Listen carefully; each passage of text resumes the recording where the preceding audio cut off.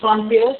He has always been a huge pillar of support for all of us, and he's also the lever with which this very event, TMC Talks 1.0, is functioning.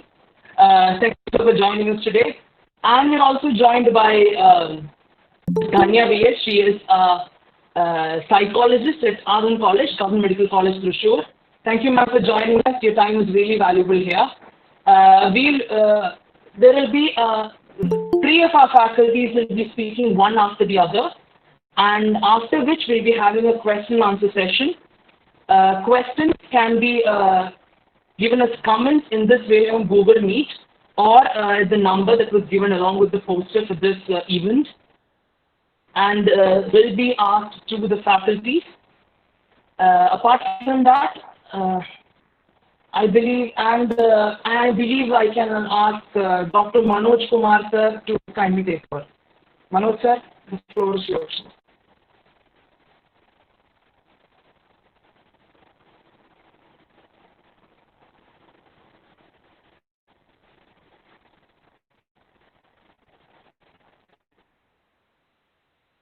Manoj sir.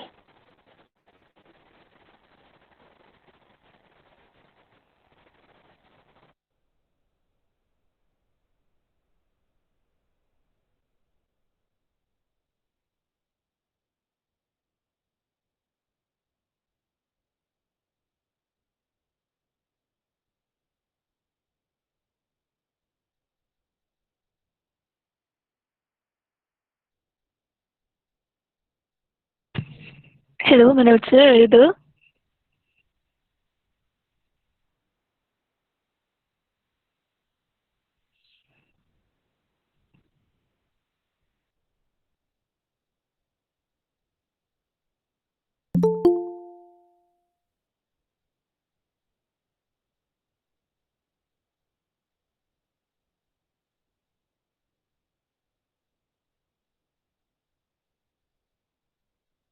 Sir, can you please unmute yourself?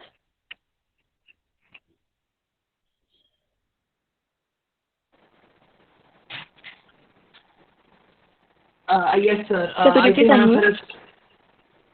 Please unmute your mic, sir.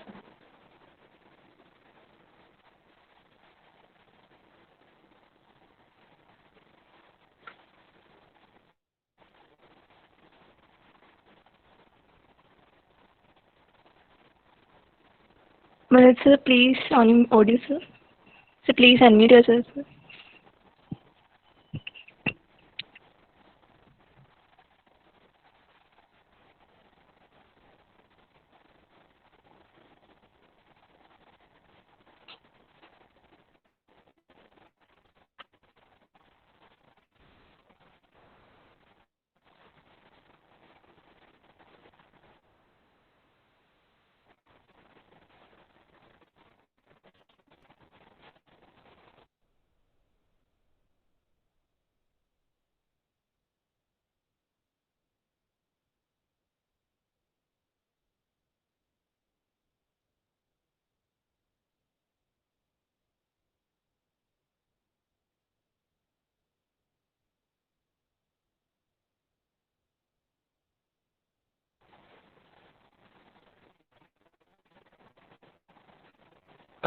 The talk of the day will be given by Dr. Manoj Kumar. He's the director of In Mind. He's a consultant in psychiatry. He's currently in the UK. Manoj sir, can you hear us? Please unmute, sir.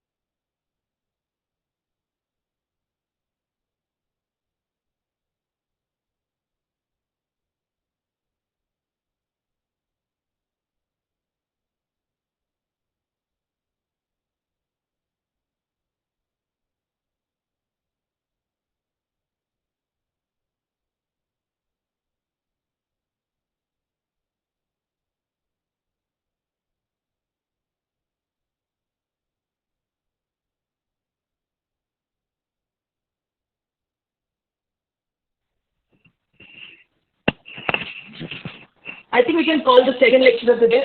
Second, sir, are you with us? Hello, sir.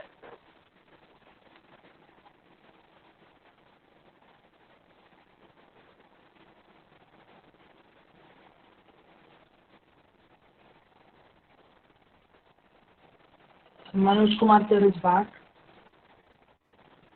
So can you please unmute your mic?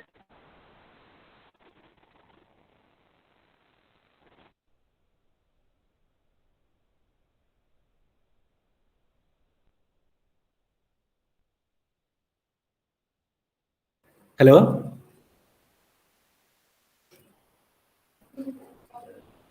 Yes, sir. Hello, sir. Okay. You can see me now. Yes, sir. The floor is yours, sir. Ladies and Okay. gentlemen, Manoj Kumar sir.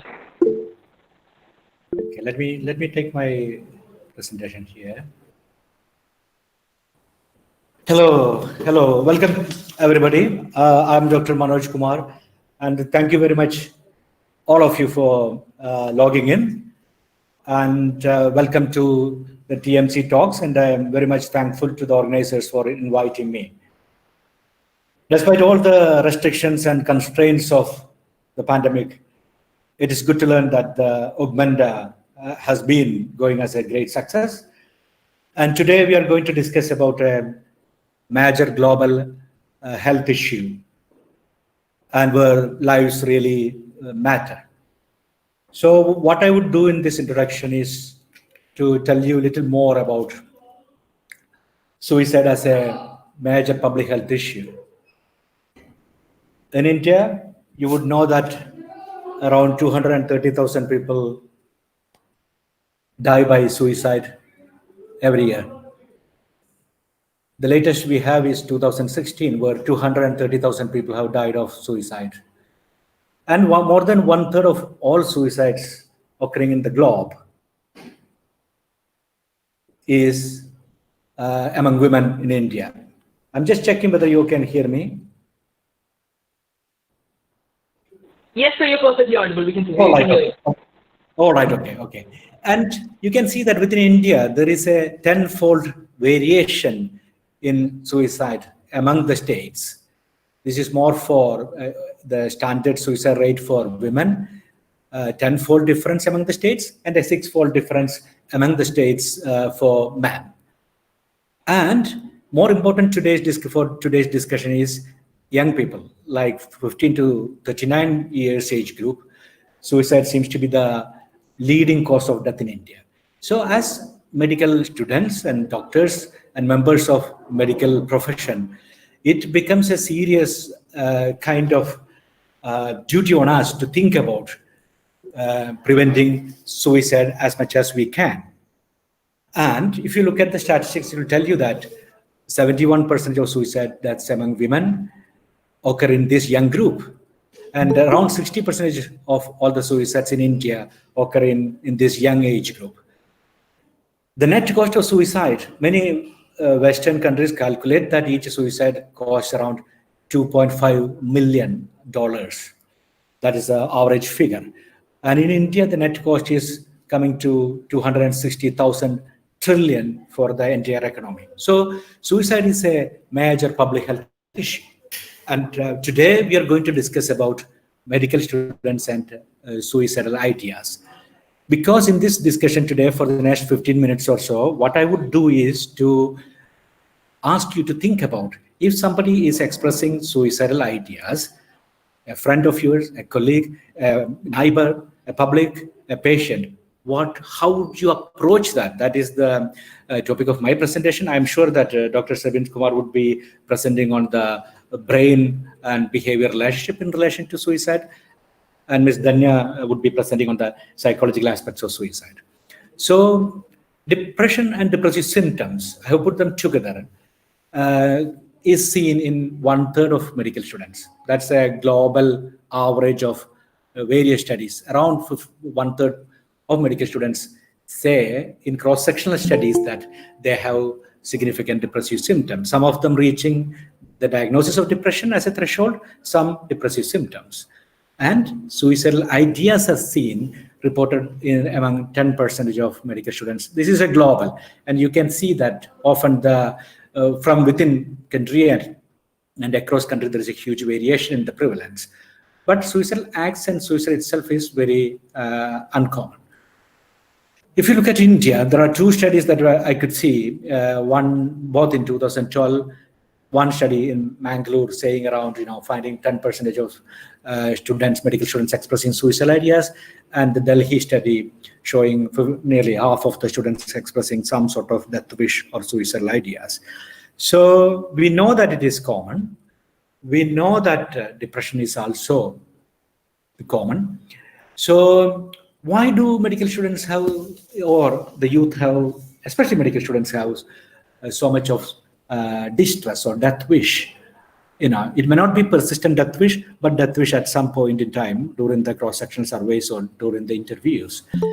I have put together some specific constructs for you to think about now and also to reflect on that later on. And some of you might be inspired to look into those issues in detail later. I will just touch upon some key constructs that is relevant to our discussion of suicidal thoughts and suicide among medical students.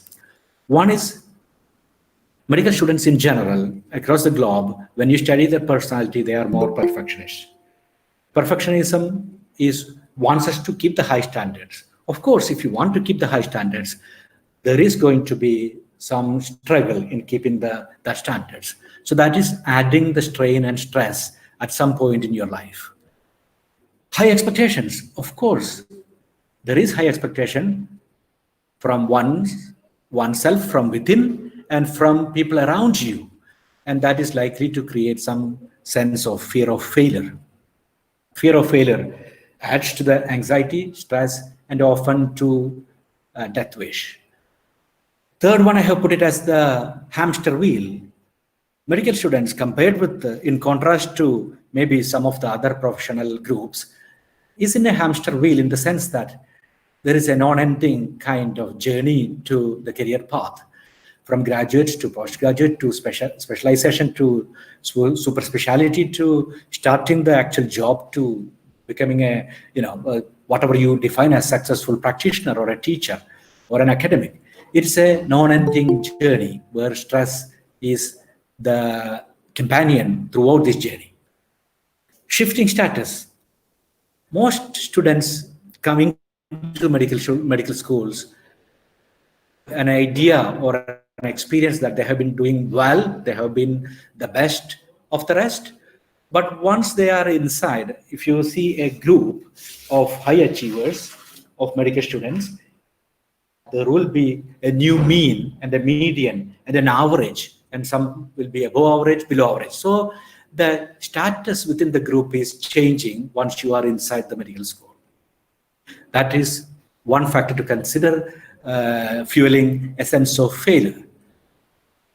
The next one is the spare part effect. What I call a spare part effect. It is more seen in Western countries, where you will see that you come to medicine in the hope that you are going to change the life, health of the people. You are changing their course of the life and the quality of life. But after some time, you learn that it is not you have less role. It is a system that has got a larger role, and you are just a part of the larger system. And some students report in studies that it's a loss of meaning for them, or a loss of dream for them. And then medical students, we know that our specialty training demands change of specialty from one to another very frequently. And there is loss of stability, which is not going to be helpful.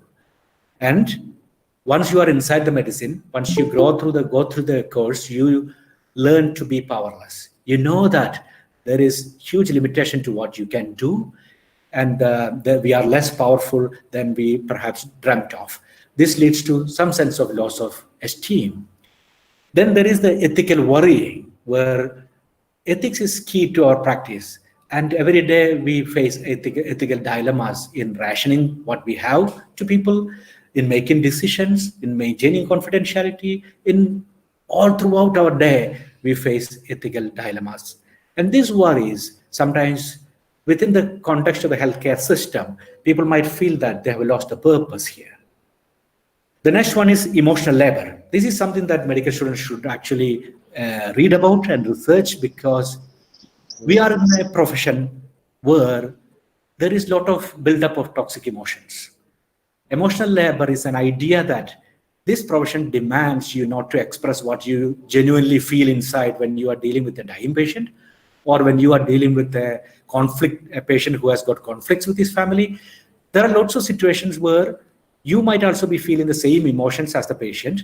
You might want to cry, you might want to weep, you might want to say that you are cheerful, but you don't do that. So that is the emotional labor, which actually is in research show that it builds emotional toxins. Then there is the mental distancing. When you are in the intensive care unit, or when you are with a dying patient, or when you are with a patient with a very poor prognosis, often over the training period, you start to distance mentally from what is happening around you.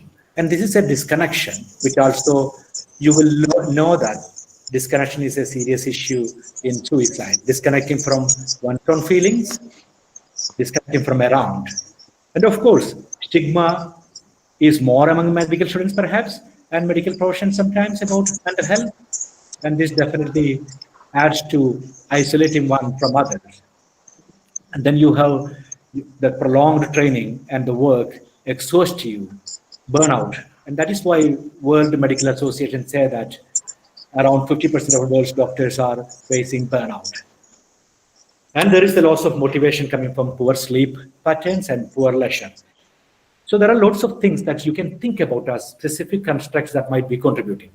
Now I want you to look at this as a suicide prevention online training that InMind is doing with the University of Cambridge. We invite all medical students to do this course. It's a free course.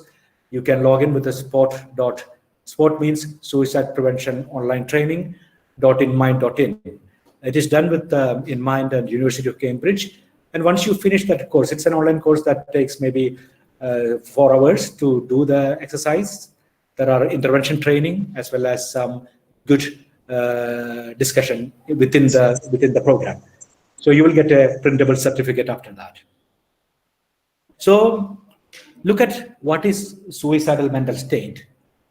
In any mental state, you can see that there are 4 parts to a mental state: thoughts, feelings, bodily symptoms, and behaviors.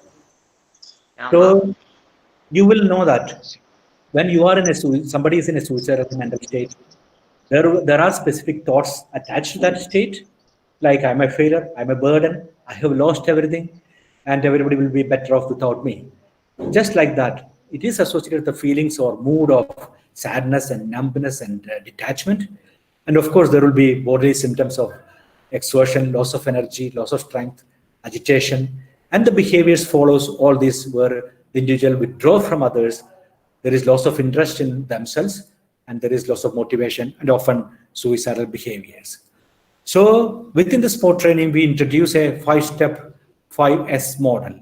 That is, at any level in the public level, or at any level of initial level of as a medical student or any student, these 5 steps will give you a framework to interact with somebody who is expressing suicidal thoughts or in a suicidal mental state. And the 5S is see, say, support, signpost, and stay in touch.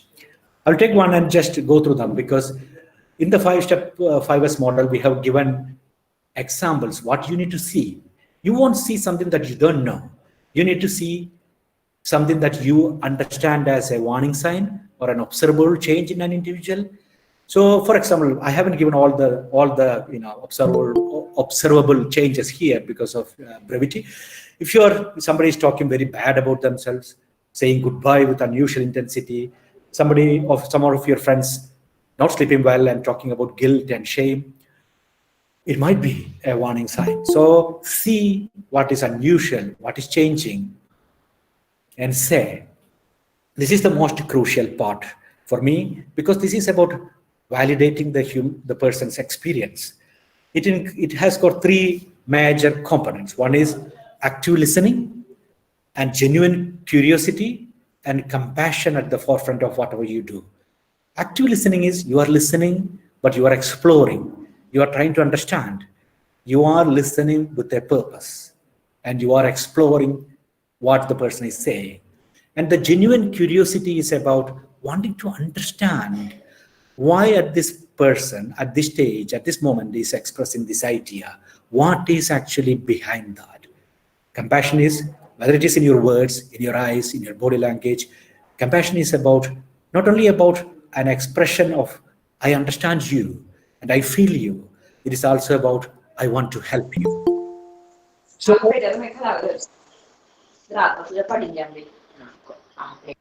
so how do you validate effectively? You ask open question. What is in your mind? What is going on? Open question. Start with always with somebody in a suicidal state or mind or expressing death wish with open question. What is in? What is happening? What's up? And to use the active listening strategies and help the person to express feelings. How does it make you feel? Tap into the feeling. Ask about how they feel, what's the emotional state they are in, and acknowledge the experience. Acknowledge means you are accepting, but you are not approving. You may not approve the experience, why they experience something, but you acknowledge its existence and try to normalize. Don't be shocked. Try What to, if they don't respond? sorry. What if they don't respond to our question? Kindly mute your mic. You Okay, have a okay. question answer session at the end of the program. Yeah, Kindly I'll mute Hello? your mic. and then we can have a discussion. Please keep a note of the questions. Yeah. And it is about that unconditional positive regard for the individual. And you can see that when you videotape conversations of medical students in training, where I work in Keele University or even public training, you see a lot of ineffective conversations. Sometimes you might be tempted to argue to convince the person that life is worth living. But remember this, when somebody is in a emotional suicidal state, this is not the stage and time to argue and convince about why the person should not do or should do something. It is about validating the experience. So it's better to avoid an argument with the person about the value of life or what they are doing. And don't give instructions. So many times, especially family members jump into some conclusions and give immediate solution. Do this, do that, you'll be okay. Try to avoid that because that closes the conversation. Evoking guilt. Why do you do this? Don't you think about your family? Don't you think about others who depend on you? Don't try to evoke guilt in the person because the person themselves are struggling with lots of emotions. Don't patronize. Don't say that it is stupid. It is childish to do that. Don't lecture. Don't lecture about anything at this stage. Don't express shock. Many people do this because that actually prevents the person from opening up and talking about their feelings. Don't plead. Many times you see that, especially family, pleading, please, if you do this, I will do that. Don't do this, please. And promise me that. Don't plead and don't do threatening in any way. So these are some pointers to ineffective conversations. And of course, in the 5-step 5S model, the third one is support. You may not be able to do much, especially somebody was asking about somebody who is not talking. And of course, you don't need words to express unconditional regard, or you don't need words to share your emotional feeling, and you don't need perhaps words to support a person in the practical sense. And support has to be really practical, here and now. What can you do now? Can I call somebody for you? Or can I drive you home? Or can we have something to eat? Or can we go to the A&E or the department to see somebody? All these can be really, really practical here and now things. And most important is your emotional and physical, perhaps, presence with the person. Then the fourth one is signpost. 5-step 5S model. Fourth is signpost. We need to understand that when somebody is in a suicidal mental state or a death wish or a distressed or a stressed state, you're thinking, sorry, the spelling mistake for thinking, the thinking can be clouded. You may not be able to think clearly. You may not be able to use normal, rational thinking. So you might need to actually think about directing even a medical student or even people who are working within the medical school to direct them where they can get help.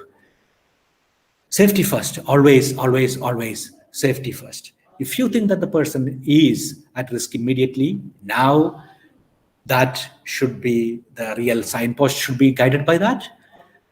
Sometimes you need to balance the signposting according to what you see as the risk. So it should be need-based, and linking key people is always key.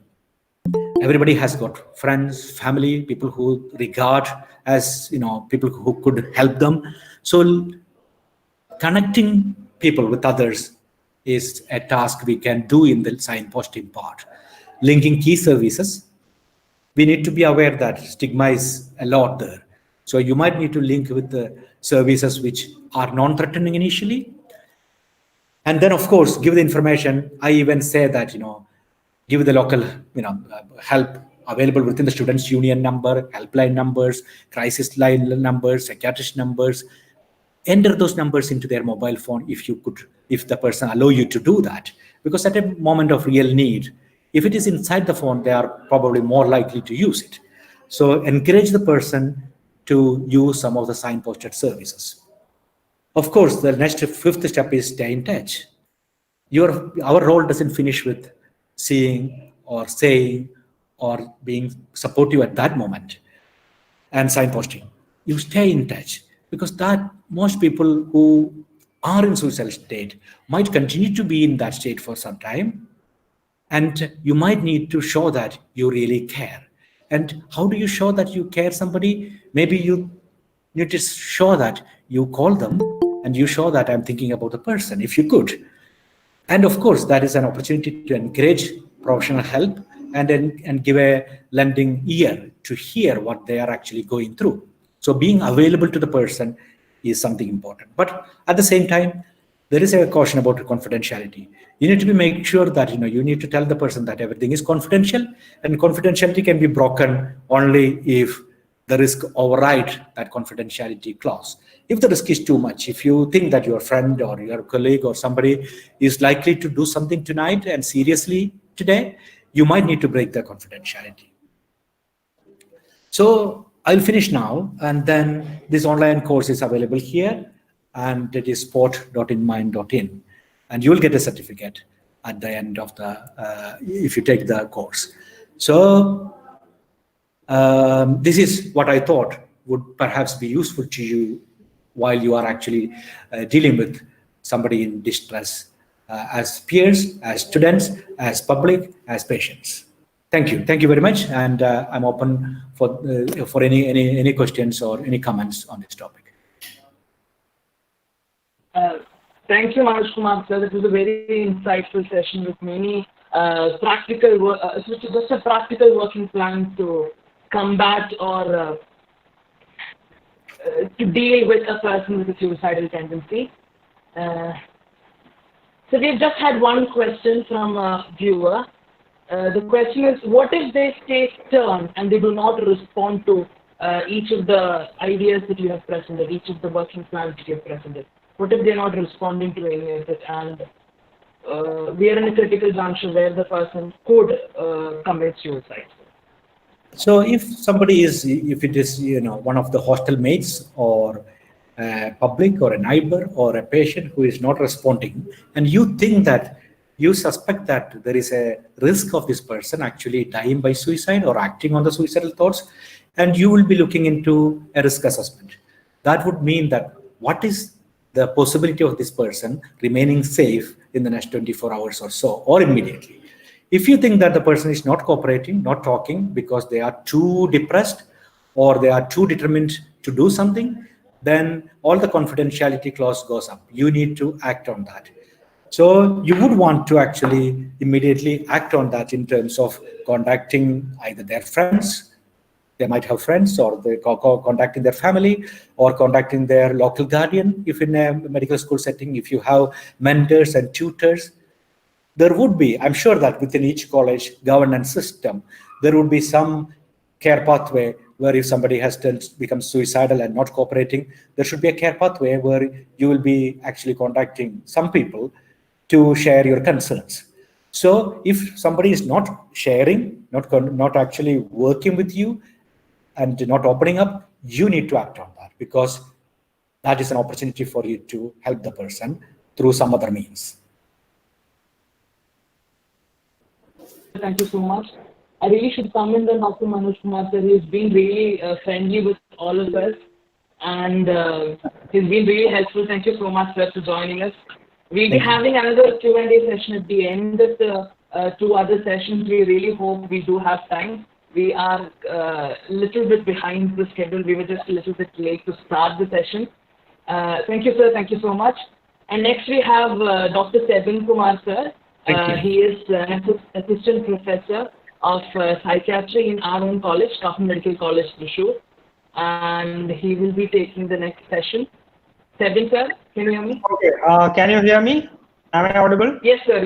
Yes, sir, you are. Fine. So shall I start my slide sharing? How do I share that? Yes, sir.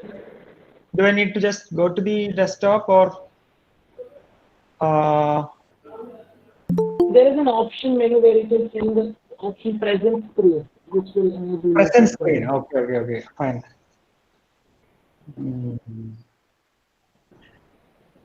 Ladies and gentlemen, Manoj, Sebin, sir. So I really do not have to introduce him to our own. So is my screen visible? No, sir, not yet. No. Okay.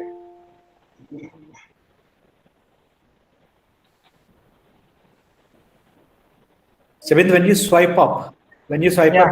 it will show a present now. Yeah, I did that. Okay.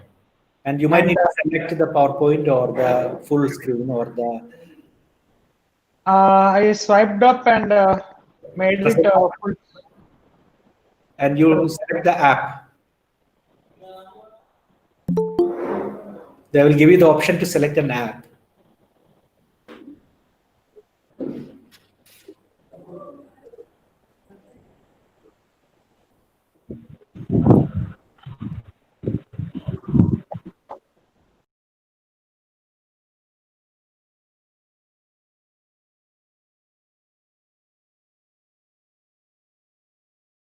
College. He has been part of many student-led efforts and student-supportive efforts in our college with regard to drug abuse awareness, suicide awareness, and many others. He's always been a big pillar of support to the college union, the ICF College Union, which is conducting this very event. And he is also the reason this event is turning out to be a success, the entire program in itself.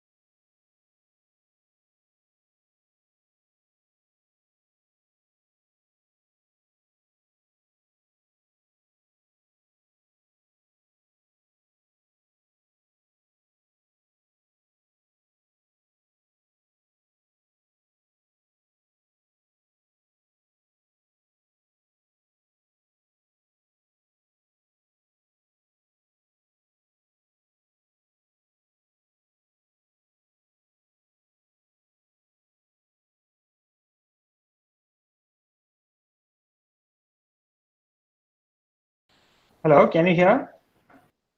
Yes, sir. You can hear. Fine. The problem is I can't share my screen now. I'm trying to share my screen. Hello.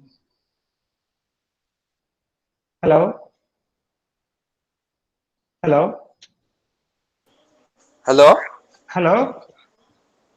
Can you hear? Yes, sir. We can hear. So how to do the screen sharing? Now I'm stuck. There is an option. It is saying share, but okay.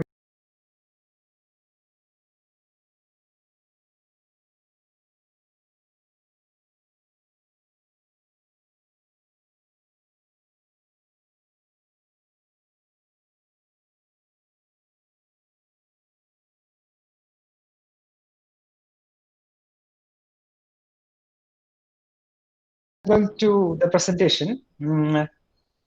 So the issue with suicide is that it is a hard outcome. You cannot reverse it. So it's a mortality related to death. And when you look at the mortality of youth, suicide is the second leading cause. And in a country like India, it is very important to address this because youth are the strength of our country. So when you look at interventions, now we basically started with this actor suicide. So things like that can be planned at different levels. So there could be many things that you can do as a community. You can do in your college. So there will be a session later on by what you can do in the college. And the crisis Dr. Manoj mentioned about what all basic things you should do when somebody has a suicide idea. The first thing is about asking. If somebody is appearing sad, you need to have 1 or 2 minutes with that person private, where you ask that person what is happening, and then you assess the suicide risk, you ensure the safety, you be there, and then you get the the person connected to support system. So my focus today is on looking at the brain behind it. What is the biology? So we are all medical students, and we understand that it is all from the brain. So the brain, when you look at it, there are mainly 3 aspects of it. There is a thinking brain. So I'm speaking to you, I'm trying to think while I speak. So that is using my words. I can think using color. I can think using different ways of thinking are there, but basically it is one mode of the brain works. Then there is emotions. Okay, and both this is connected to what I do. So whenever you look at any psychiatric or mental health issue, the basic concept that you need to understand that it is a biopsychosocial model. There is a biology, there is a psychology, and there is a social. Why it is important is that as medical students, our training, basically we took science stream, and we think that everything has a scientific solution, 1 + 1 = 2. And as MBBS also, we look at the brain in a very biological way, various parts of the brain, the anatomy, the neurotransmitters, like that. And there are multiple information that is coming about it. So much research happening. It's not possible to keep in touch with everything related to what genes are coming, or the immune system, or the neurotransmitters, like that. But that is not enough. We are humans and Homo sapiens. The advantage of Homo sapiens is that we are in a superior position in this world because we work as a team. That is why other species that are stronger than us, like even the lion or tiger, are not able to compete with us. That has been our strength, being in a community. And that would also include things related to psychology. Psychology, one example I would share is what about positive thinking? The concept of positive thinking. It is not something that you are born with, but you learn or somebody tells you, and that is a way of looking at things. So if you have a positive thinking attitude, your approach to problems will be different compared to someone who doesn't have. So I'll go into a little bit details about it. And as far as the evidence are available now, there is a lot of evidence about the evolution being the cause of how we are now.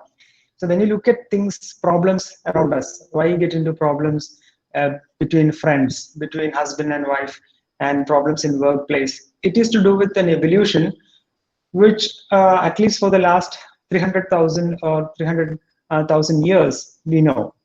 And most of this last years we have spent not in a gated community, but as hunter-gatherers. Okay, there used to be communities, hunting packs, where the males go out to hunt, the females stay and take care of the kids, and then they move on to another place. That was the major part of our evolution. And when agriculture was discovered around 10,000 BC or 10,000 or 20,000 BC, that is when we started living in a place. Before that, we did not know to farm, and we had to wander around in the forest to searching for food, and that resulted in a lot of changes in our brain and a lot of systems in our psychology and our social relations.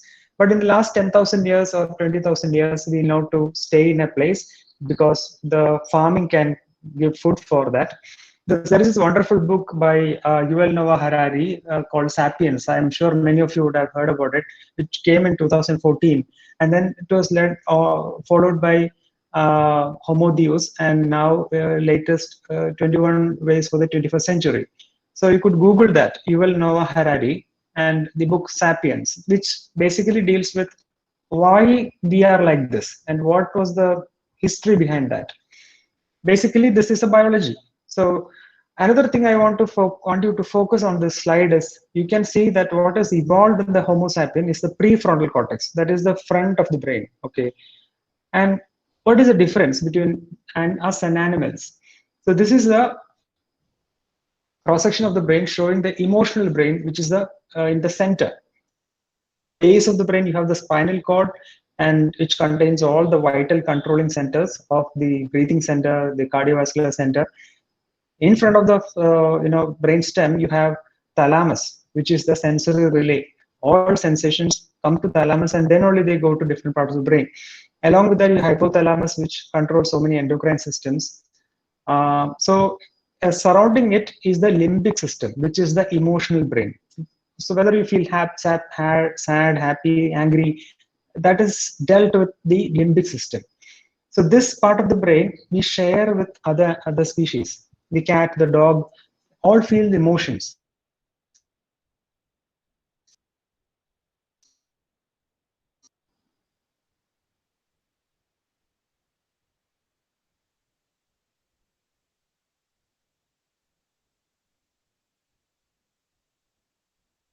Hello, can you hear? Hello?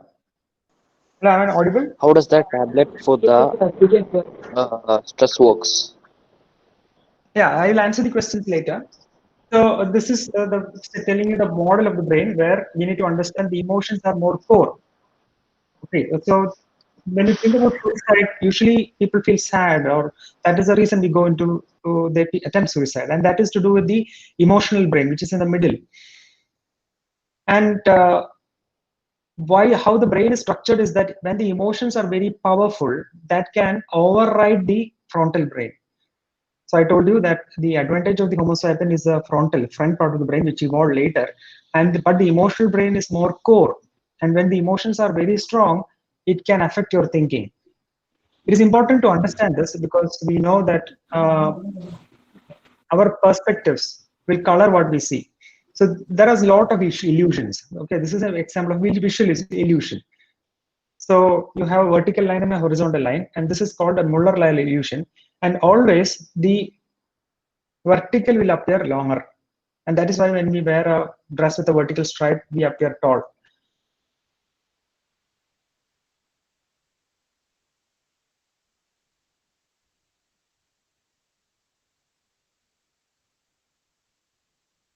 When you start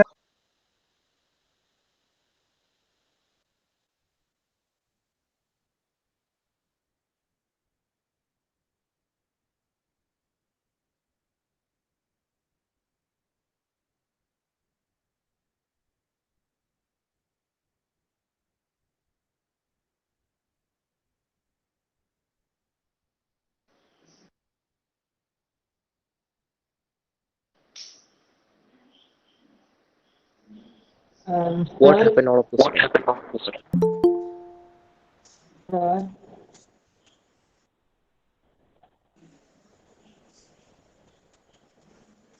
I'm not able to see you, sir.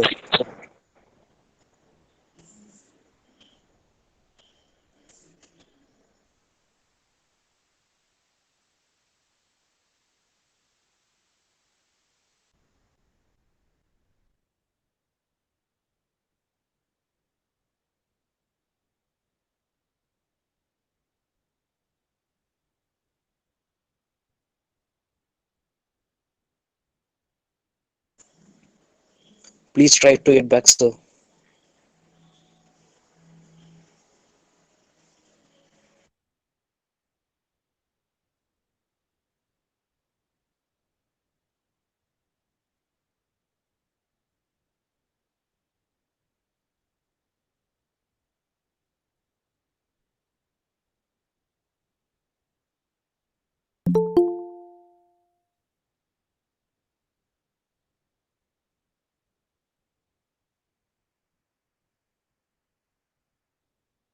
Hello, Sabin sir, are you there?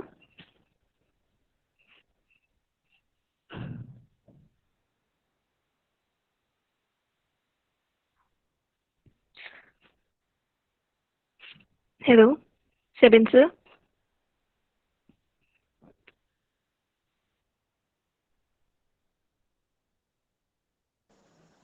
Hello. Kevin sir Hello. will be joining us shortly. He's having a small technical trouble. We just contacting him right now. We'll be back in less than 2 minutes. We really apologize for this delay.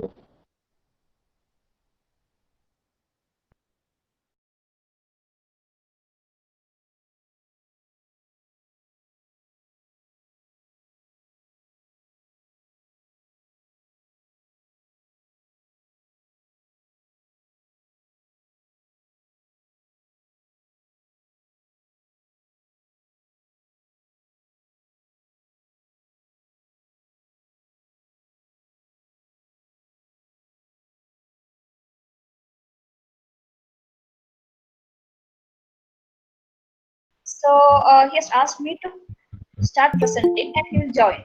We are not in the same place actually today. Uh, so should I start presenting? Okay, ma'am, that will be fine. Sorry? Can you clear my doubts?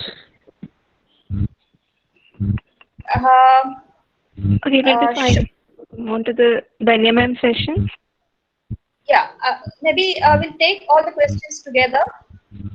I will start presenting so that we can save time and we'll have the discussion together. Hello? Yes, ma'am, definitely. Yes, ma'am. Oh, okay. Sure. Okay. So I'll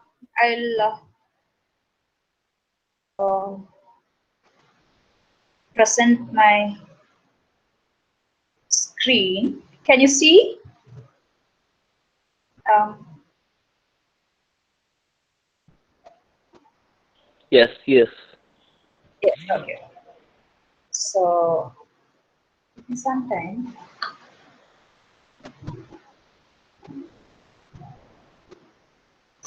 Yeah. So see, the first presenter, Dr. Manoj, talked about suicide, and we had a good start. So I thank Augmenta for giving me this opportunity to present before you all. And from talking about suicide, I want you to take asset shifting. Okay. So we were talking about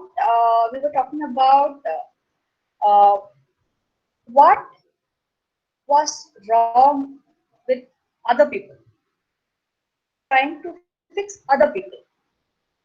That is about that is a main feature of people who are healthcare professionals, isn't it? So, but I want you to think about, okay, so it is also about, am I audible? Hello? Yes, ma'am, you're audible, ma'am. Okay. So I want you to take care of and others. Okay, it is very important that you take care of yourself Excuse me, ma'am. because, yeah, Ma'am, your presentation is not visible, ma'am. um, the slides are not coming. No, ma'am, not yet. Okay. I started my presentation. Okay, 1 minute. Let me see. Um,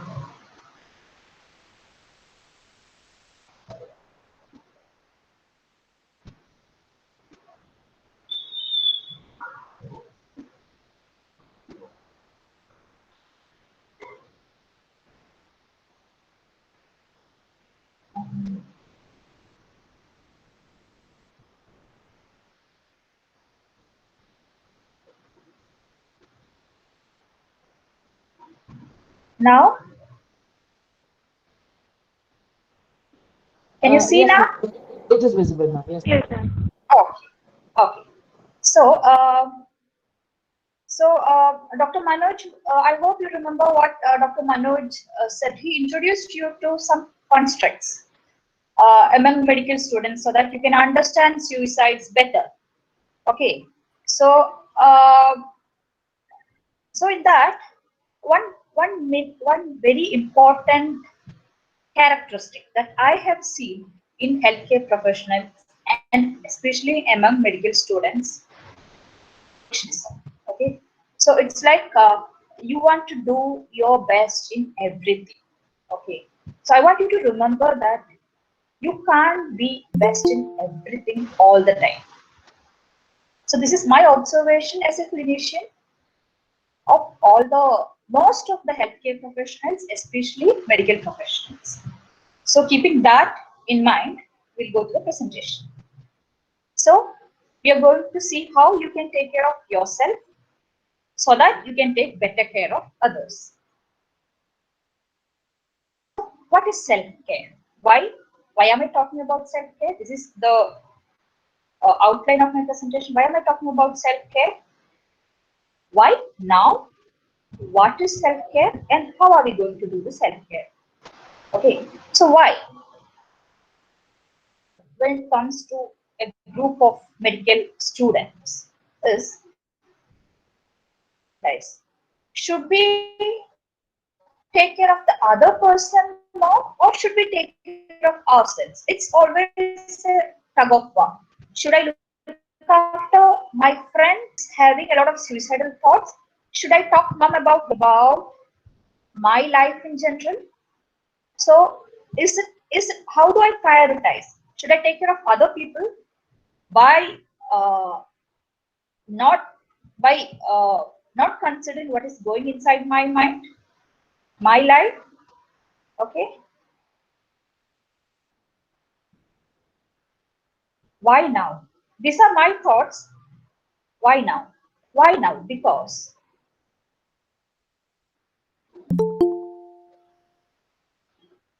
we have to get used to the new normal, isn't it? In view of the pandemic, many of you are at a life stage where you have been around a large number of friends, have been enjoying some amount of freedom and doing a lot of other extracurricular activities, and then now this social isolation and lockdown and various other changes around you. So I'm going to talk about well-being. What is well-being? Well-being is about your mental well-being, your social well-being, your physical well-being. I want to emphasize on physical well-being, also cultural well-being, environmental well-being, occupational well-being, and financial well-being. Okay, so well-being doesn't only mean that you are doing well in your occupation. Doesn't mean that you are doing being a good doctor or being a good student doesn't amount for the whole of well-being. Okay? And in a nutshell, how can we ensure well-being? Okay, staying connected. I know it is difficult during this time of social distancing. It is a bit difficult to get connected, but then we have this luxury of all this social networking and our internet facilities, so we can still connect. But be careful not to overdo it. Being active. I'm happy that our medical college had a dance group and it was very good. You made a video, okay? Taking notice. What is happening around you in a moderate way. Don't indulge too much in that. Noticing things around you. Learn something new so that your brain will be stimulated all the time. Give. Giving is a very, very good way of finding purpose, meaning in your life. So, also, your attitude towards life. Always bring happiness? No. Will life have Adversities? Yes. Life is a mix of good and bad, isn't it? Black and white and gray and other colors.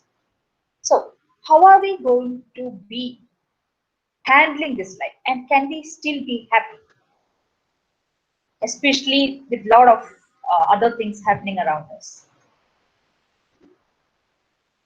Please let me know if I am going too fast. I'm going to do it. Okay. So these are certain skills that some of you might be familiar. Most of you might not be very familiar. So I'll go into detail. Okay. See, visualize a storm. Okay. And think of it as an emotional storm. And how do you safeguard yourself from this storm? When you are grounded? Okay, so stay grounded using your senses. You have all your five senses. You can see, hear, you can see a lot of good things, you can hear a lot of good things, you can taste a lot of good things. Okay, you can touch. Okay, if you have a pet, you can hug the pet. You have your family members around you. So touch can help, sight can help, smell can help, taste can help. Unhooking, when you have, it is very normal for all of us to have unhelpful thoughts and feelings.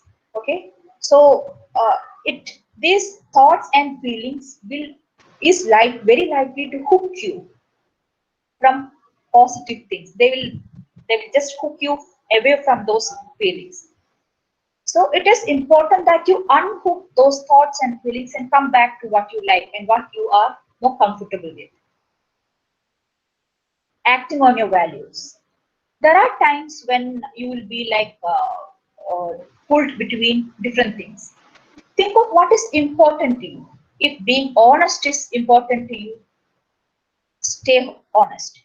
If being loving is important to you, be loving to others. Okay, so when you safeguard your values, your life will become more meaningful, and it will give additional reason for you to go on in life. Making room. How can you make room? See, when you see a cluttered room and you have to go and study in that room, what do? You don't have much time, so you push all the clutter to one side, make room for yourself, and you can study this side. Likewise, there will be adversities in your life. You can't sweep away all the adversities. You have to push it to one side, and at times, maybe you can, when you get time, you can arrange things. But then if you don't have time, you have to learn to live with those adversities. So that is what is meant by making room, engaging various activities. This is a very important aspect for you people particular, because excuse me, being kind to other people comes as a part of your training, as a part of your personality, everything. Okay, but being kind to yourself, that I haven't seen many people, especially in healthcare setting, doing that. When you are so self-critical, when we are very self-critical, when we set very high standards, you are not being kind to yourself. And we are humans. We tend to make mistakes. So it is about forgiving yourself, being kind to yourself. Maybe there are times when you can't do as well as earlier. We are human beings. So you tell yourself, okay, maybe this time I need to be kind to myself and do what I can, and I will do better job later. There are certain skills which will help us in all these activities. Being mindful, it is a Zen technique. Mindful is being aware of what you're doing. We can imbibe mindfulness in daily activities, like if you are having a cup of coffee, smell it, touch the warmth of the cup that you're holding and slowly sip it in. So you are being aware of the touch, you're being aware of the smell, and you're being aware of the taste. And you look at it, see the texture, appreciate it. So you are enjoying a very simple activity at its maximum. See, when we are busy healthcare professionals, when you pass out and become busy healthcare professionals, you might not have the luxury of having a lot of time to take care of yourself. But take care of things that you have in a very mindful manner will help you in long run. As Dr. Manoj said, we can work on the burnout that might happen later. You can learn simple breathing techniques. Breathing technique, deep inhalation and exhalation in a slow manner. When you breathe in, if you are breathing in 4 seconds, you should breathe out in 8 seconds in a slow manner through your mouth. When you notice unhelpful thoughts, you tell yourself, okay, I am noticing that I am having an unhelpful thought. You name it, whether it's a memory, it's a thought, whether it's an emotion, and refocus on what you are doing. So when I'm telling all these things, don't don't get an idea that we can fix everything through all these techniques. As I said, we are making room for other things and us. Okay, so it's not that the storm will go away just like that, but you will have the skills, you will have the techniques to handle the storm better. Okay, so this skills, what is important about skills? Skills become better once we practice. The more you practice, the more better you will become. So when you feel that you are in an overwhelming condition, if you can do a mindful activity, if you are a dancer, if you can do a mindful dancing, something slow, you touch the air, you feel the flow of the air, you hear it, you feel the touch of your feet on the ground. So if you can be aware of all your 5 senses when you do an activity, simple or like brief or longer activity, that can take away some of these overwhelming experiences and will give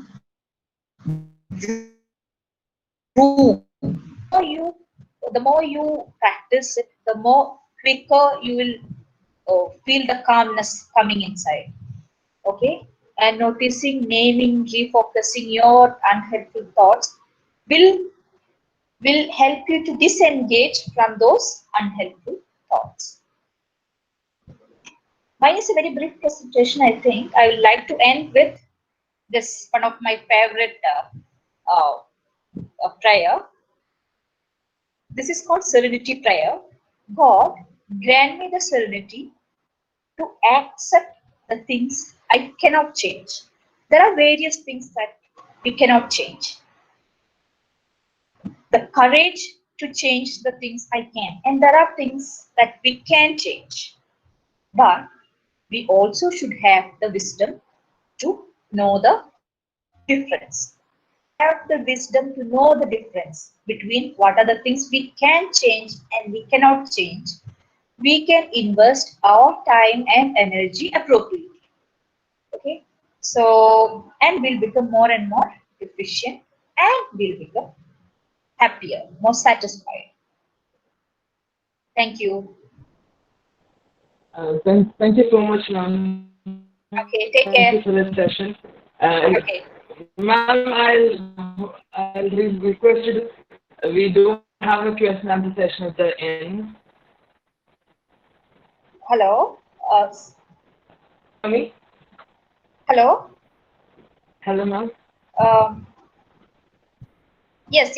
I can hear you with some disturbance. All right, ma'am. Yeah. Thank you for the Okay, tell session. me. Okay, come on. Yes, yeah. Yeah. We will get back to you. We do have the pending session of Stephen, sir. Yes. And can you get back?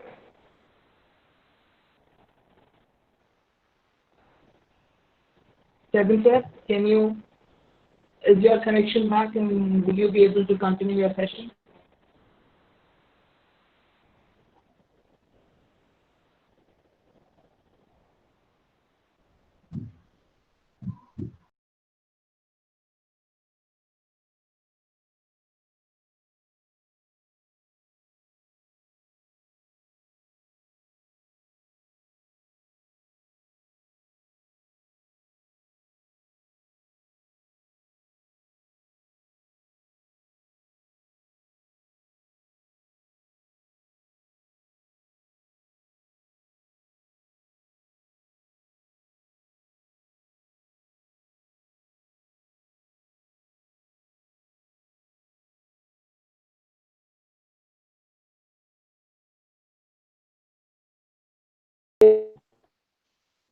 Basil, can you hear me? Yes, sir, you're audible. Yeah, but my connection is very poor. I think it's getting broken in between. Am I audible? Yes, sir. I'm audible. You're audible. So I have to. Do I have time to? How much time do I have? You can take your time, sir. It's okay. Fine. Okay. So I was in this part. I was presenting about the psychology part. I hope I'm audible. And now I want to focus on how to convert it to something useful. So I told you about the brain, how the brain has a thinking part and a feeling part. No. So when you look at WHO has told about this life skills. It has 10 life skills, but I've looked at that, and I think it can group it into thinking skill, emotional, feeling skill, and behavioral skill. The Danya ma'am had told you about some of these skills, but I would like to look at it in a brain perspective. Okay, so the thinking part is mainly to do with the prefrontal, that thinking brain. The emotional part is to do with the limbic system. The behavioral part is basically how you act based on what you think or feel, and all these three are connected. And there are many skills called related to exercise, diet, sleep, which WHO doesn't cover it in its life skills, but which is very important.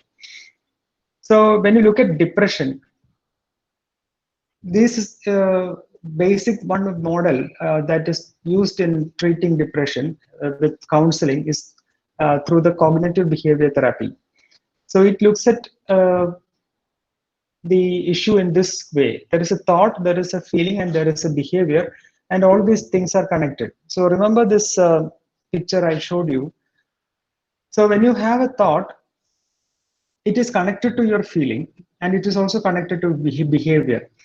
So you can have a thought like, I am feeling low, so there is no point in going out and having taking exercise.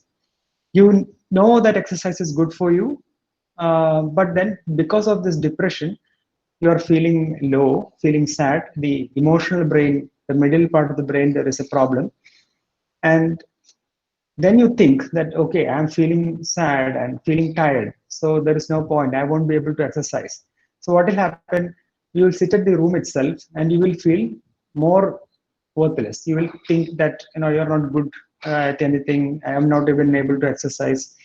So the thought of I'm not good in exercise connects to the behavior, which is again worsening the feeling. So the basic model, the thought, the feeling, and the behavior is connected. The depression is basically to do with the emotional brain, the limbic system, and the main neurotransmitter there is serotonin. Serotonin is manufactured from the essential amino acid tryptophan.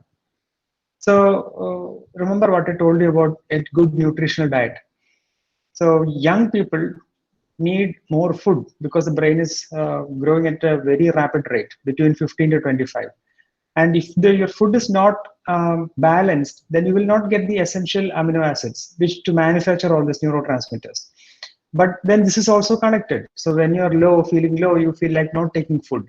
So when you don't take food, then the body doesn't get the tryptophan to manufacture serotonin. So the biology of depression is connected to reduced serotonin circuit. And the treatment of depression is increasing serotonin. The most common tablets that we use to treat depression belongs to the group SSRI, selective serotonin reuptake inhibitor. So it just acts on serotonin, it increases serotonin and tries to balance that deficit. But it usually takes 2 to 3 weeks to act. Okay, and there is a biology behind that. That is because the depressed state is there is lack of serotonin. So what happens when there is lack of the serotonin in the synaptic cleft? The postsynaptic neurons, it will be hypertrophy, the receptors. So that will be the state in a person who has depression. So it will take time for the serotonin level to be normal, the receptors in the postsynaptic neurons to be downregulated, and the further downstream, there need to be changes in the nucleus also. Serotonin is not the only chemical involved. So that is another biology you need to think when you think about depression. A basic biology that you need to understand about anxiety. Anxiety is a normal feeling that you need to have, just like sadness. See, sadness, happiness, anger, anxiety all have a role in life. So how does anxiety help? It helps in fighting a stress, fighting a danger. And it has evolved us in the jungle. So when you're facing a lion in the forest, what you have to do? You have to immediately run. Or you face an enemy in the forest. You may have to fight. To fight or to run, you need blood and oxygen in the muscle. So that is why your heart beats. And that is why your breathing increases. So that there is more oxygen and blood supplied to the muscle so that the muscle can run or fight. And this is an automatic response. But if you don't know this, so if you want to make a presentation and you're going in front of the stage and your mouth becomes dry and your hand starts to shiver, and you then think, oh God, I'm not able to control this, I will make a fool of myself, what will happen? Again, the anxiety will increase. So there is a the vicious cycle about anxiety that we need to understand. So when you're facing a stressful situation, maybe before a viva or before a presentation, before something to do in the stage, and you feel tense, you feel the heart beating faster, you tell yourself that this is a normal adaptive response. What is happening is the heart is beating faster so that there is more blood to the muscle. In a performance, you can use it. You can do a dance, or it's a game you can play. But in a viva, getting more muscle blood into the muscle won't help. So you need to tell yourself there is no actual benefit about all this heart rate increasing, but this is a normal physiologic response. So this is a biology behind anxiety you need to understand. So that is how we advise relaxation techniques, by which basically you also know about the sympathetic and the parasympathetic system, which is in a balance. So to reduce the sympathetic drive, if you practice relaxation, you can reduce the sympathetic drive. So there are various types of relaxation techniques and mindfulness and all. I'm not going to in detail. I just want to say one sentence or about this. People talk about addictions in terms of drinking alcohol causing cancer, or smoking causes cancer, or liver disease, or thing like that. That is, it is causing some disease in the brain. That is not the main problem. The main problem with addiction is that there is a reward pathway in the brain. And there is a system inside the brain. You will study it in your third or fourth year, which is connected to the neurotransmitter dopamine, and which tells us what is pleasurable or not. So problem in getting behind all these drugs and all that is that this will damage your reward system and will cause a problem in enjoying life otherwise. I just want to leave you with this important concept by Viktor Frankl in this book, Man's Search for Meaning, that you need to have a why. Always you should have a purpose, sense of meaning in life. No one can take away that hope. We told about the cognitive model of depression, where if the thinking is wrong, that can affect the emotions. So the one common step before going to suicide is the feeling of hopelessness. You feel there is no hope. Actually, it is a cognitive error. How can you confirm that there is no hope? So there are so many things that you know and so many things that you don't know. So many things that you learn as you become older. So you should always have hope that there is some solution. I'm not able to see it now because maybe it's a illusion, cognitive error, something like that, but I'm not able to see it. But there is a solution out there. It appears all dark, but there is a light at the end of the tunnel. And you should move forward. Keep moving forward. And all depression and all, it is an episode. So if you don't take medicine, depression can improve like after 6 months or 1 year. But the problem is that 6 months will be very difficult to you. And the depression, if the cause for the depression is not found out, it will happen again. But it will go away. It is an episode. So you may have heard about this book, When Breath Becomes Air, by Dr. Paul Kalanidhi. He's a doctor. He's a neurosurgeon who had cancer, and he was left with like 6 months to live. And in that time, he chose to have a kid. He chose to marry. He wrote this book. See, he is facing death, sure death. Still he has a meaning in life. He wants to do something. So that gives him hope. The Viktor Frankl I told you, he was put in the Nazi concentration camp. He was a Jew. He said that what made him survive the Nazi camp was because he had this idea that I should write a book. So you should always have hope. No one can take away hope from you. And finally, sadness is actually a means of telling us that there is something wrong in our life that we need to correct. Okay, it is similar to pain. Why do we have pain? It tells us there is something sharp, something bad, something burning, so that we need to get away from that. Sadness is similar. If you feel sad, that means there is some error in your thinking, some error in your behavior that need to be corrected. So thank you. I'll wind up with that and take questions.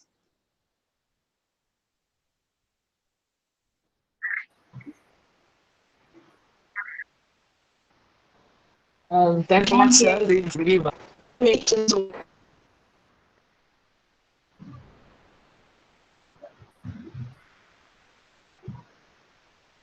Dozens of things at time in class, and they're also lagging behind time.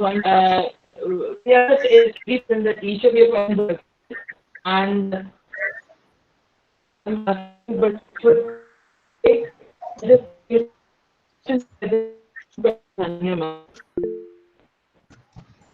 Basil, your voice is breaking. I am not able to understand what you say.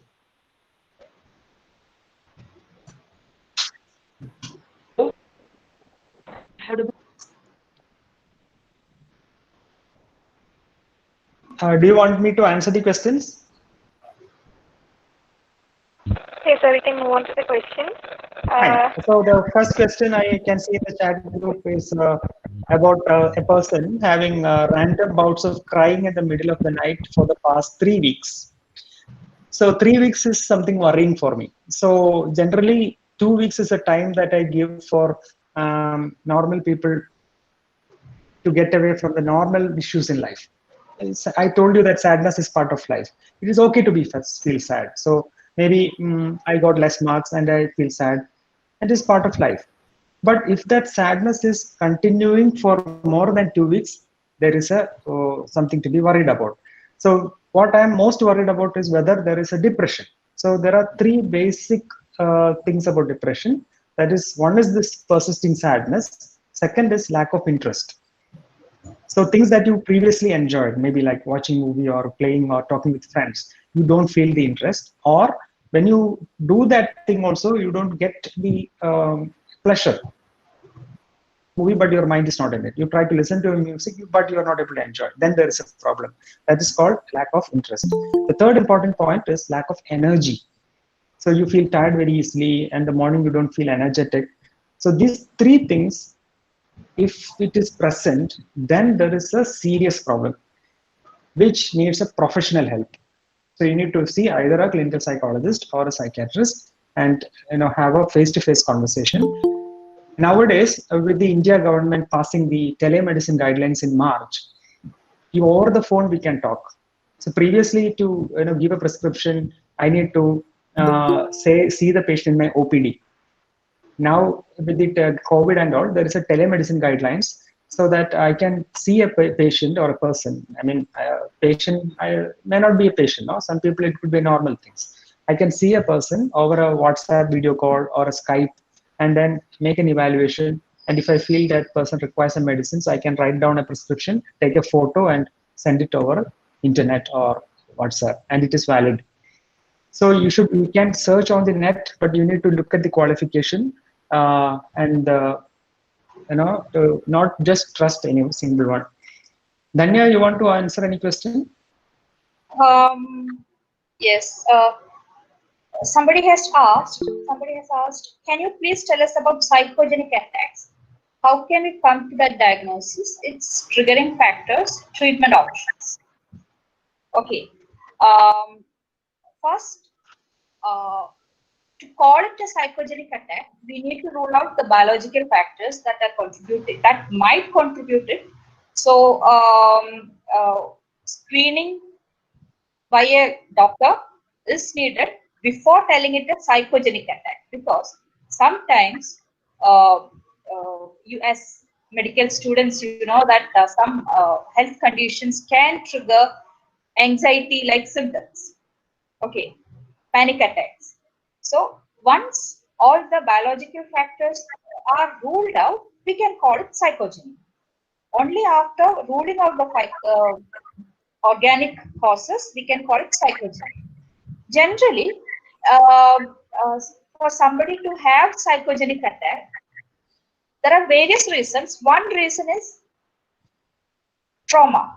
Trauma-related memories, old memories can trigger psychogenic attacks.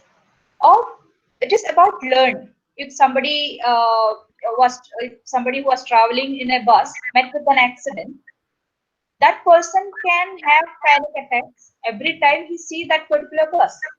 So it's about how we associate ourselves with that incident. So they can be early childhood factors, ongoing life issues, okay, and treatment options can vary. Like EMDR, eye movement desensitization and reprocessing is very useful for trauma-related panic attacks. It is called EMDR. Only trained people can do that. Only people who are trained in EMDR can do that. Or CBT is helpful. All this happens once. See, if it's very severe, you might need a psychiatric help and then go into therapy. If it's moderate, mild to moderate intensity, you can get help from therapy itself. So it is like after a proper assessment. So it's tailor-made. So can I answer? Yes, please. Yeah. So what Dhanya was telling. Hello. Yes, sir. Yes, sir, you're right. I think she's continuing to speak. No, can you? I'm finished. Fine. So what I want to say is that the previous one person asked about depression, and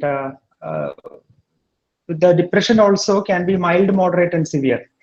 The problem with the severe depression is that when you go to a psychologist and you want to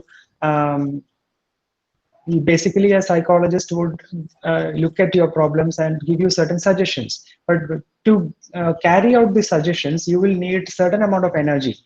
And when you're severely depressed, when your brain has that much of lack of serotonin, it will be very difficult for you to act on those kind of interventions. So my suggestion would be that in a mild depression, always it is better to avoid medicines, because there is always a risk benefit thing about medicines. You have to give medicine if there is good benefit, and when the risk is less. And mild depression and mild anxiety, moderate anxiety, that is better managed with psychotherapy, counseling alone. But if it is a severe anxiety and severe depression, it is better to start medicines also. and so that the initial control is there, and then if that's counseling can happen. Then there was this very interesting comment by a person in the chat where that person told about. Hello, can I answer? Hello. Yes, sir, definitely. Yeah. So this person had written a long chat where that person told about spirituality and about meaning of life, and that person said that once you think about all this meaning of life and all spirituality, then you become depressed. Now that means that there is something wrong in the way your thought goes. Ultimately, when you become better, you become more widely read, more questions can come to you that does not have answer. That as you become more widely read.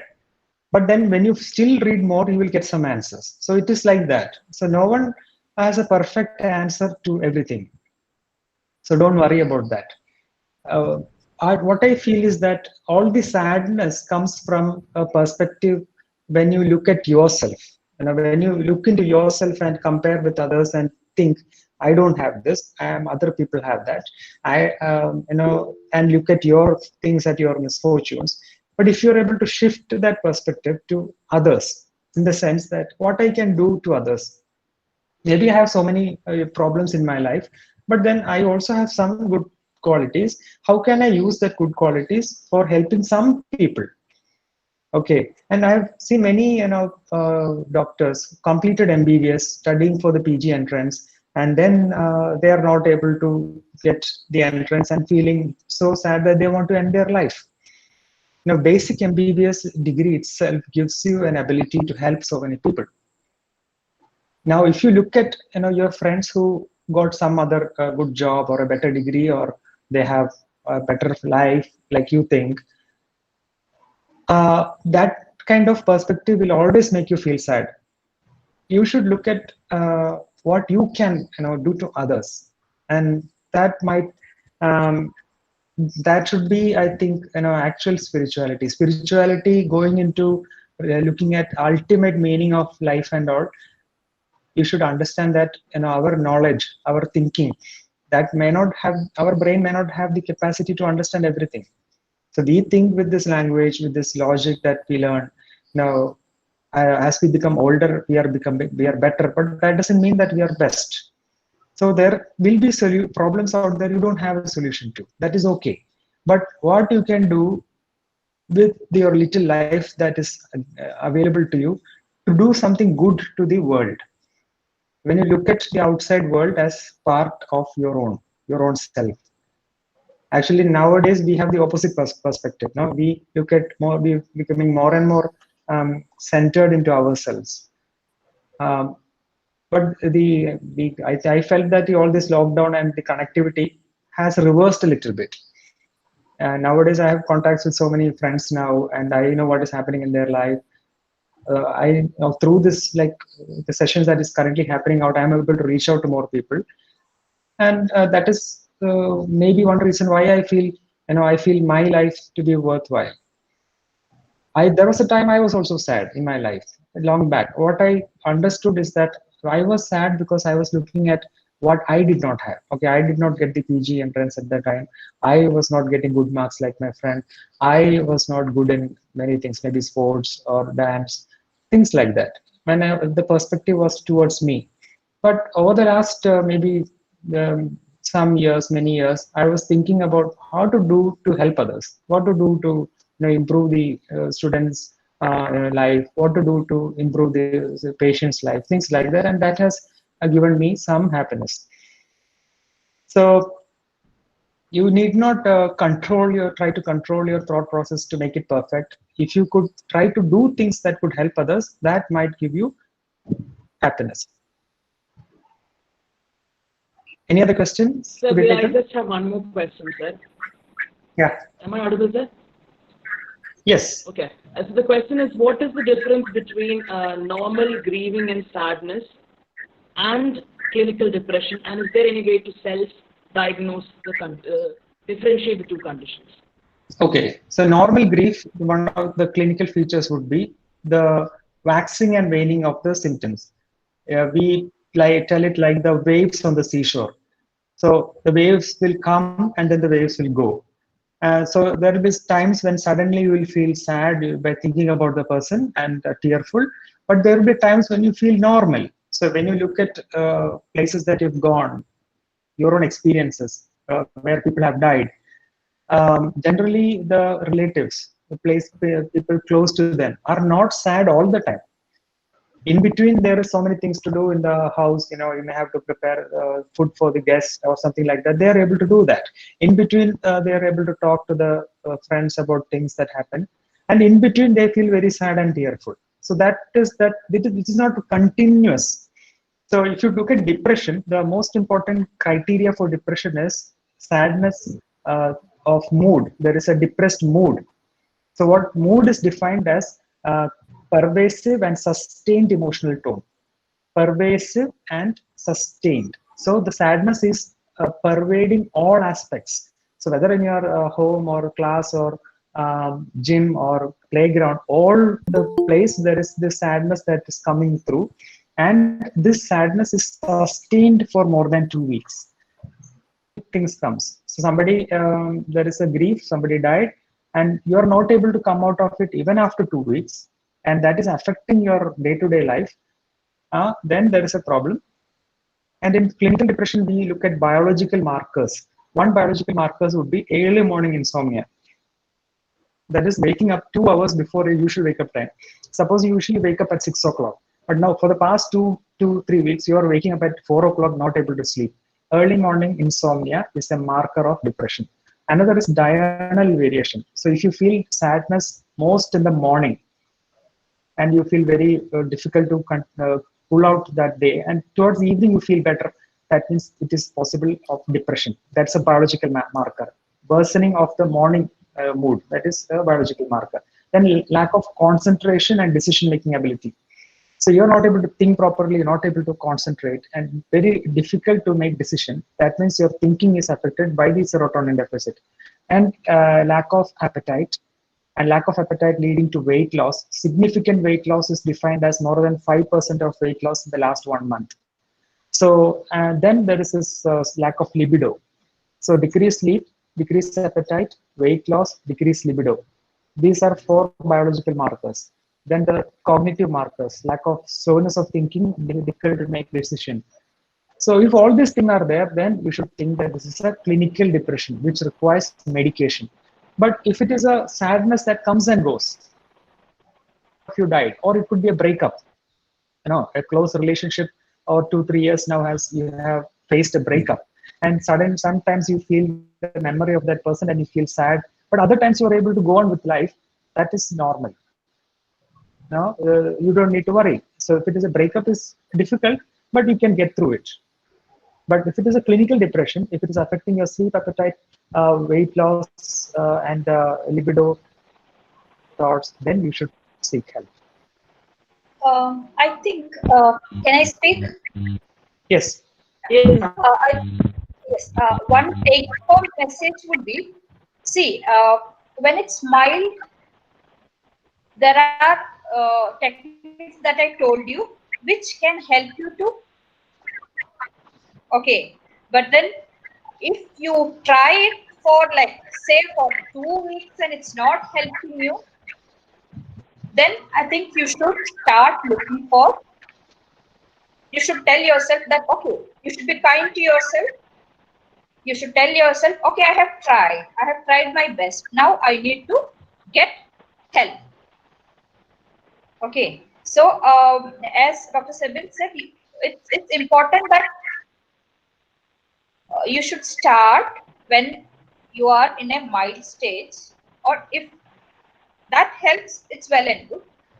But once it has gone to a moderate to severe depression, you won't be able to pull yourself up with the technique that I told you. So be careful, use it with discretion.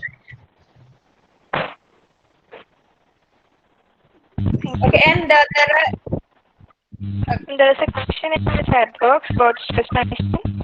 I frequently suffer from stress even in the smallest situations. Sometimes it manifests as severe problems. How can I tackle it? Okay. I can't hear well. I will Ma'am, read the it out. question is, It's in the chat. It's in the chat. Okay, yeah. I saw one question. Can I first respond to that? In this yes, ma'am. lockdown, I'm feeling much insecure and afraid of bad dreams. Can you give me a good idea? I would say if you are otherwise doing well, maybe you should start using this lockdown to discover your new passion, your new interests, okay, and make the best out of the worst. So if Simran Somesh can do something, can follow some of your passion, be it something very small, okay, not a very complicated idea or something, but to start with something small. Like I said, learning new things, doing new things would help your brain and mind better. So that is one thing I would suggest. And how do we control our thought process to limit our overthinking, considering that thinking is something that they enjoy? Hasina. So, how do we control thought process? See, Okay. as human beings,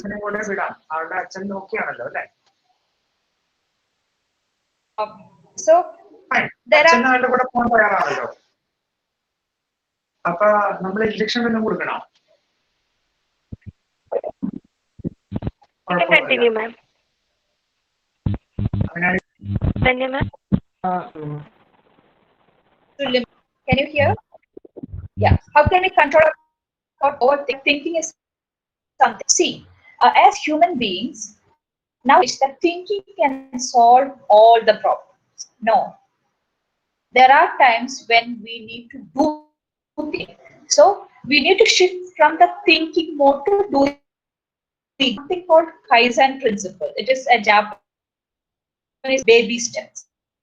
If you don't feel like doing, if you don't feel like studying, at least take your book and keep it down. Replace your books, rearrange your books. So take a baby step. Up to it, take bigger steps. And we are very good, take a leap. So you match your goals according to your state of mind. So that will help you. So this thought process thing, that is what I would say. You need to switch from thinking mode and doing mode appropriately. Then Gauri Nath Subramanian. I frequently suffer from stress even in smallest situations. Sometimes it manifests as severe problems. How can I tackle that? Okay, so it is like, as I said, how do we see life? Can we see life as a mix of good and bad things? If we really accept that life is all about good and bad things, very distressed when you come across something bad. Okay, so you will be able to tolerate small issues and look at the larger picture. See life in a totality. So, like when you have one bad day, think of it in terms of like my whole week. Only this day was bad.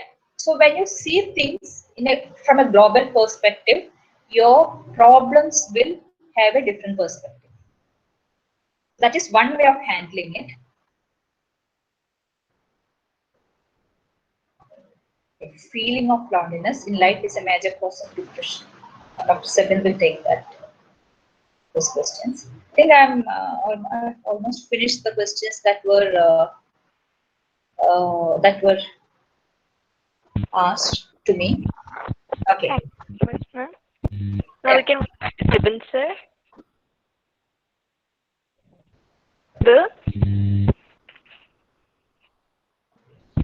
Yeah, my mic was off. Can you hear me? Yes, Yeah. So regarding the GIT symptoms, one person told there is anxiety, and anxiety causes her to have GIT symptoms. So probably it's a gastritis or a feeling of wanting to go to toilet or gas. That is because our GIT has serotonin neurons. Actually, has a lot of serotonin neurons. So if you look at a gastroenterologist, one common drug that they use is a tricyclic or tetracyclic antidepressant because it acts on the GIT also. So what about the anxiety? This anxiety is causing the GIT symptoms, and anxiety can be learned to be brought down. So, and one thing about basic thing about anxiety is that whenever you try to run away from what you are afraid, your anxiety about that actually increases. Okay, so for example, if you are afraid of public speaking, you're afraid of making a presentation, and then you shy away from all opportunity about getting a presentation, somehow escape. The problem is your anxiety about presentation will gradually increase. If you're shy about talking to opposite sex, if you're a boy and you're afraid to speak to girls, if you're a girl and afraid to speak to a boy, if you avoid all opportunities, then again this fear will gradually increase. If you're afraid of dog and you try to run away from the dog, and your anxiety about dog will increase. All this, if you try to approach, the anxiety will come down. That is the common mechanism. Brain will down-regulate. That neurotransmitters, the brain firing, that will down-regulate. So if you are afraid of dog and you want to overcome that, what you want to do is you go to a friend who has a dog. Maybe initially you may be afraid to go near the dog. Ideally, maybe a friendly kind of dog like a Labrador rather than a Alsatian or a Doberman.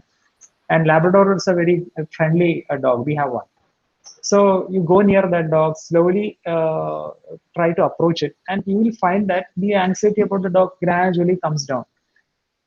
So anxiety is something that will increase when you try to escape, and if you face it, it will gradually come down. That's one thing I wanted to share.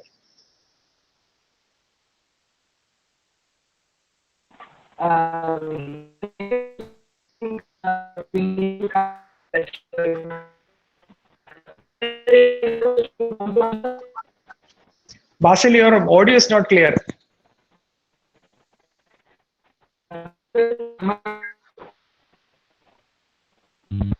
Your audio is not clear.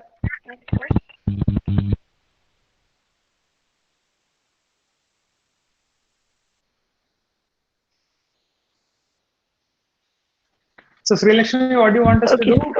Any further questions to be answered? There's another question in the chat box. Isn't optimistic nihilism a good solution to people who believe their existence? Okay. Actually, I have seen that question, and it is a very interesting question to me. I like to discuss on topics like this, but I avoided it because it might take long times. But I will answer that. So, question is, isn't optimistic nihilism a good solution to people who think that life is pointless? Now, optimistic nihilism is itself this kind of paradox, or what do you call that? Two opposite kind of concept in one single word. And actually, paradoxes are part of life. There are certain things that you get stuck. You don't have a solution. Now, in such a situation, what should be your approach? So you can either think that everything is pointless, or you have an option of thinking that you will try to do what appears to be best in that particular situation and keep moving on and having a hope that ultimately everything will make sense. There was an analogy shared by, I forgot his name, is a radio jockey who does all these YouTube videos about connecting dots. So what is he said that in as children we read books where you connect dots, connect dots and make a picture. So maybe when problems are happening to you and you feel that life is pointless, it may be a dot, one point. If you keep moving forward, maybe now if you as a 21, 22-year-old you feel life is hopeless, but you don't take that in your stride and keep moving on. When you're 31 years old, you will have some more idea. When you're 41 years old, you have some more idea. And one day, these dots will connect and you will see that there is some meaning. Okay. There's always this option of taking a negative view of things or a positive view of things. I am a strong believer in having hope and believing that ultimately things will make sense. And there are so many issues in the world, so many problems. But I focus on some things that I can do and try to help some people that I can. And that is how I make meaning of my life. And that is what gives me a sense of purpose. And I felt that after this lockdown, even though around us the world is horrible, and our salary is cut, and we are separate from our son for the last 3 months. We see him only in the weekends. But then I am able to find a meaning in things like this, trying to do something that can help. And I feel the life has a meaning. If you look at the universe in a very vast and time that seems unending, and so many complex laws of physics and all that which you can't make sense, and you may think that everything is pointless. So this is where this question reminds me of what Arjuna asked when the battle was about to begin. No, Arjuna laid down the Gandiva and he said, there is no meaning, there is no purpose. I have to fight against my relatives, and what if I win also? There is no point. So point is not about ultimate meaning. Point is what to do at that point of time. Whatever you do, you will have to breathe, you will have to eat, and for eating food, you have to earn it. To eat daily, somebody has cultivated it and just come to you. So much effort has gone to it, and you will have to pay a price for it. So there is something that before you, and you take an action based on what seems right to you at that point of time. So if the world tells you to fight, so many horrible things happening before you, and you fight. Ultimate meaning, don't worry. I hope I answer some part of it. Yeah. Thank you, sir. Am I audible? Yes, you are audible. Please. Thank you, sir. Is there any other question you want to answer? Or any Yeah, I can answer questions. Any particular questions you want me to answer? there was just one question that we received. It said, does normalizing depression cause people to tend to be depressed for longer periods?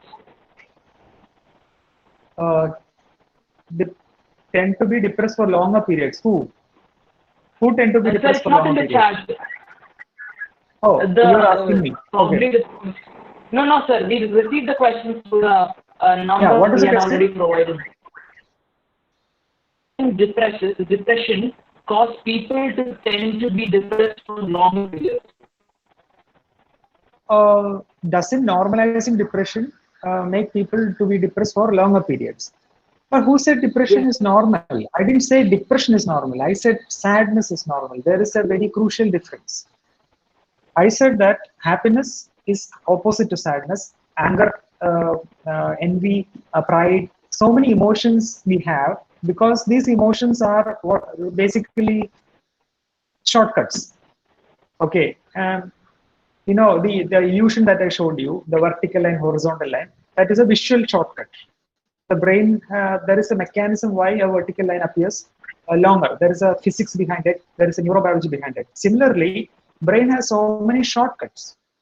So what is happiness? When a child is born, a newborn doesn't know to differentiate between sadness and happiness. As a child, as you grow, you learn to differentiate. Okay, I get chocolate, I feel happy. I don't get chocolate, I feel sad. You learn. And you learn there is happiness and sadness. Okay. This happiness and sadness are both part of life. Both. You cannot have only happiness. By definition, happiness is sensing something. Okay. And making sense that this is different from the other. And this is better. That is why you're happy. But that means there is the other also. Then there has to be a black. Okay, and life is the shades of gray. So it's a little complicated thought that I'm trying to put into words. But what I mean to say is that sadness is part of life. I did not say that normalize depression. Depression is abnormal. For us, depression is a syndrome of feeling sad, lack of interest, lack of energy, decreased sleep, appetite, weight loss. That means that something circuit is wrong in our brain, and all our clinical evidence tells us that when you give an SSRI, when you ask a person to take a medicine that increases serotonin, after 2 or 3 weeks, we find a dramatic difference. We say that every day in our OPD. Every day we see patients with depression, and after we start medication 2 3 weeks back later, they become better. How do they do that? That is because there is a biological problem connected to serotonin. So sadness is part of life, but depression is not. Depression you should not normalize. Sir, can we have the last Rachel, you're there? question of the day? Yeah. It reads, what can you do when you are depressed out of guilt? It's like being in a position where I don't even want to take help because I feel I'm bound to suffer for the mistakes I've made. Fine. Danya, you want to answer that? It's a psychological thing, I think.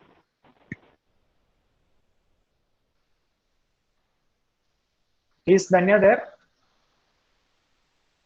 Okay, I'll answer it then. I'm here, but I couldn't understand. Yeah, the question was about guilt. Okay, there is a person asking about that person is feeling Yes, I saw sad the because of guilt. Yeah. So, see, what is guilt? First, we need to understand what guilt is.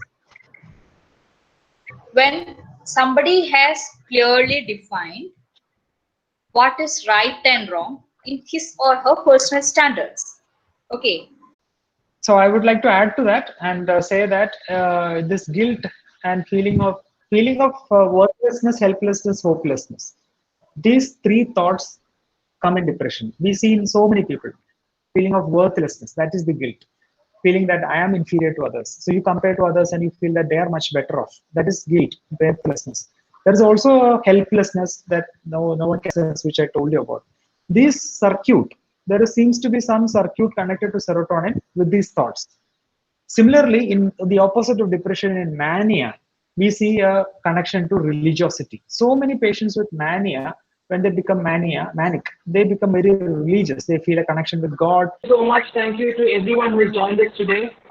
This was a dream come true for many of us, and we really believe we have created a difference in at least a few lives who have heard this through us in Google Meet and in YouTube. Thank you so much, ma'am. Thank you so much, sir, for your time. Thank you, everybody. Bye. Thank you. Thank you.